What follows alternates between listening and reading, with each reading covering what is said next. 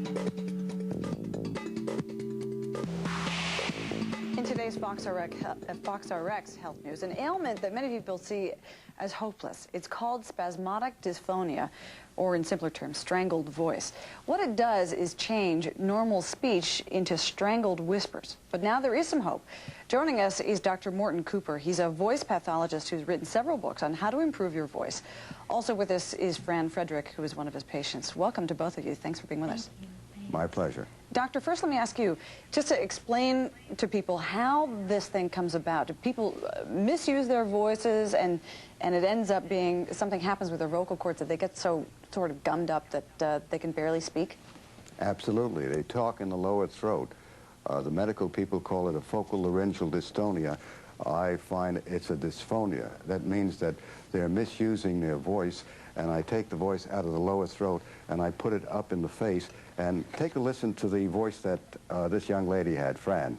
I'll play it. Okay. 1, 2, 3, 4, 5, 6, 7, 8, 9, 10. Okay. 1, 2, 3, 4, 5, 6, 7, 8, 9, 10.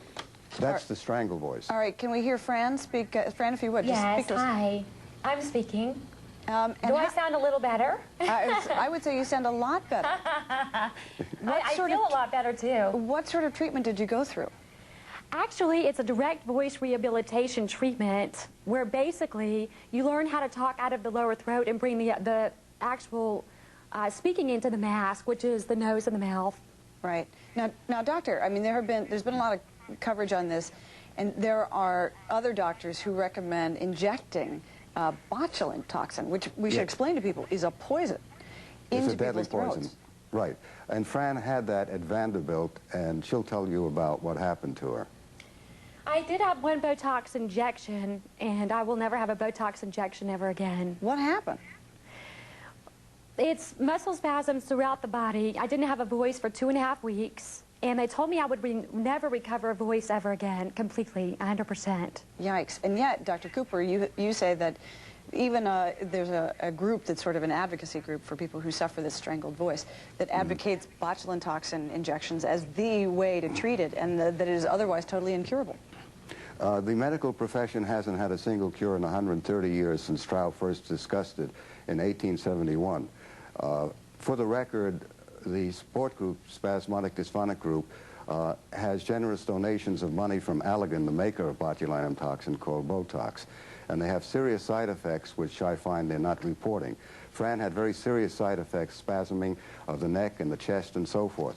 I report cures for over 25 years, and the medical profession and the Spasmodic Dysphonic Association are in denial about these cures and not giving patients the choice to decide for themselves to get a better voice by direct voice rehabilitation. You describe yourself as a pain in the backside to a lot of people who advocate botulinum toxin. Why is it that you are at such loggerheads with some of the other people here? Because I'm a non-invasive procedure, and the medics, a small group of them, are giving Botox shots ongoing. They have 700 patients, 900 patients. They have an annuity for life.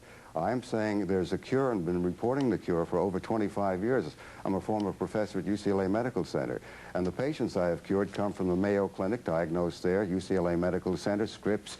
We had Ginger Chang, who was diagnosed at Scripps and told it's hopeless. She came in, had a work with me by direct voice rehabilitation, has been cured over 1 year.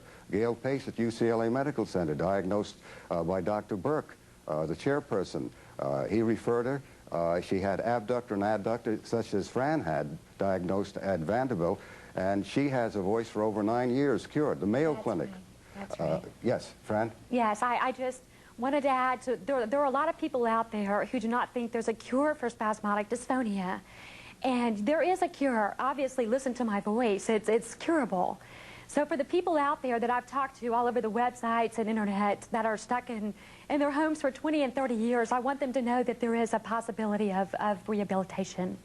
And I think that's important. With that, we'll let that be the final and emphatic word. Thank Fran you. and Dr. Cooper, we thank you both for being with us and for explaining this. Thanks once again. You.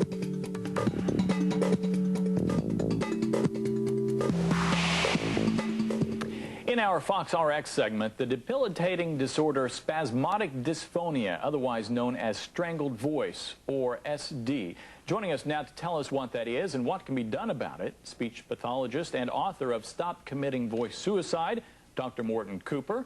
And he's joined by Jacques Dupuis, one of his patients. Gentlemen, thank you very much for joining us. Our pleasure. Indeed. Doctor, if you can, first fill us in on what SD really is.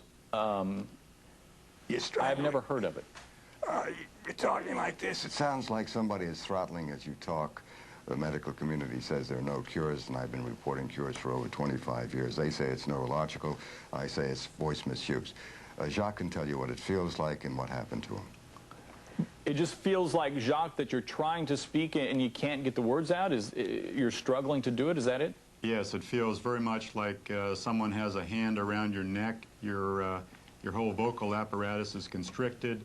You strain to get the words out, and it's a real struggle. Here's what he sounded like.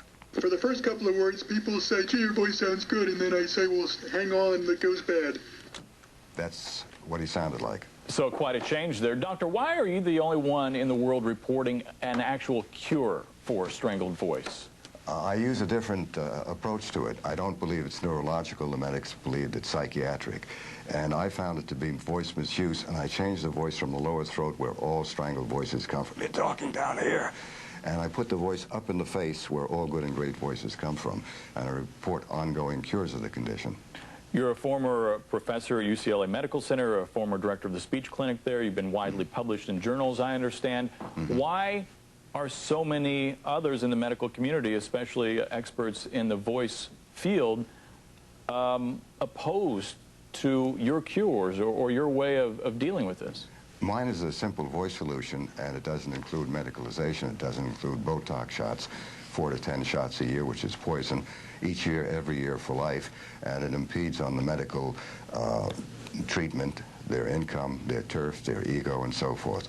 So it's a shocker to them, and they remain in collective denial that there are cures, which I report for over 25 years. Mr. Dupuis, how long did you have these problems, and how long did it take you to work with a doctor to overcome these?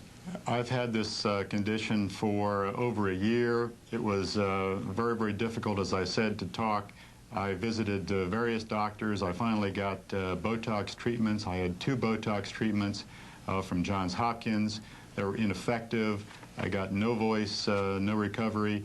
I had speech therapy for hours on hours. And finally, through Dr. Cooper's website, found out about him and have been in his clinic for about 3 weeks and have had what I think is a very remarkable turnaround in a short period of time. So in 3 weeks, you made this change in your voice? Absolutely.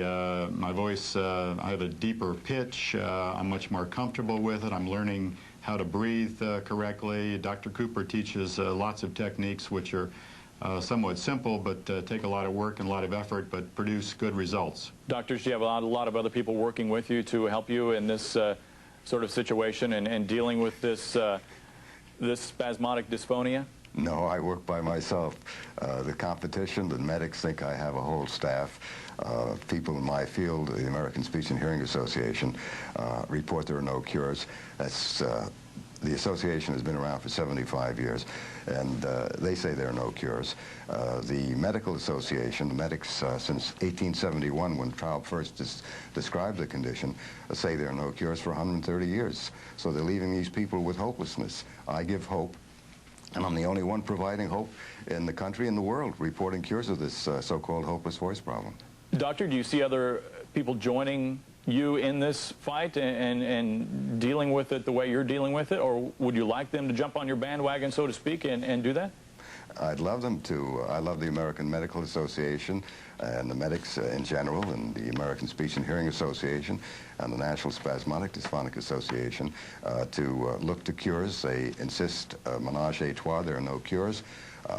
There are top ear, nose, and throat doctors that support me. Lee Travis, one of the 5 founders of the American Speech and Hearing Association, says I'm the best in the business. Henry J. Rubin, a top medic, has said I'm the only one reporting cures, and I'm successful at it with spasmodic dysphonia. So I have certain people on my side, but in general, it's one against all. Jacques, I'm just curious, do you have to keep working at this in order to keep your voice the way that you want it? Yes, it takes a lot of practice and effort. Eventually it becomes part of how I speak and how I breathe, but it does take work and effort, and it's not something that you get through a shot or a pill. It takes some time and effort, but certainly the results are worth it. Well, you certainly sound dramatically different, and I might add, and I'm sure you would agree, much better than the tape we heard of you earlier, so it sounds Absolutely. like whatever you're doing. I went with my wife on our 35th wedding anniversary and I had to whisper for 2 weeks. My voice was so strangled. That's after the Botox shot. Some wives would like their husbands to whisper, I'm sure. Doctor, one last thing. You authored the book, Stop Committing Voice Suicide. If people want to get in touch with you to find out more about this, how could they do that? They can get 1-800, call 1-800-932-3221. That's 932-3221. As you see it there on the lower part of your screen there, and also a voice-doctor.com, is that correct? That's correct, voice-doctor.com. And they can find all the information about cures, individuals who have been cured. They come from the Mayo Clinic, diagnosed there, UCLA Medical Center, scripts and so forth, cures of hopeless voice problems. And Jacques was told his condition was hopeless. Jacques, you want to talk about that? Actually, we kind of have to wrap things up, but Dr. Morton Cooper, appreciate you stopping by and joining us. And Jacques Dupuis, good to have you along as well. And Thank you. Congratulations on your newfound voice. Appreciate it.